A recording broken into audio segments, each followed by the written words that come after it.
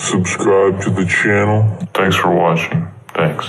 All right, guys, I've got this 2000 Chevy Prism / Corolla here, and I'm going to show you just a easy trick to where you can change fluids like your brake fluid or your power steering fluid really quickly. Just a quick pump out and refill with just a couple things laying around your house. So what I use is this old hand soap pumper and some plastic cups. Let's take the power steering, for example. I'll undo my cap and I will stick my pumper down in there because this one is too big to get like a turkey baster in there. So the soap pumper straw fits nice and perfect down in there. I'll pump all my old fluid out into the catch cup. I'll do it pretty much all the way to the bottom, but I won't drain it completely. And then I'm good to go to just refill my fluid. And in the case of the power steering, I'll take the car for a drive and then I might exchange it again and maybe 2 or 3 times. And then I know that pretty much, definitely the majority of the fluid is new fluid ready to go. Definitely a nice thing to do for your brake fluid reservoir, especially if you're not flushing it out of the lines and out of the bleeders on the wheels. You can just do a quick pump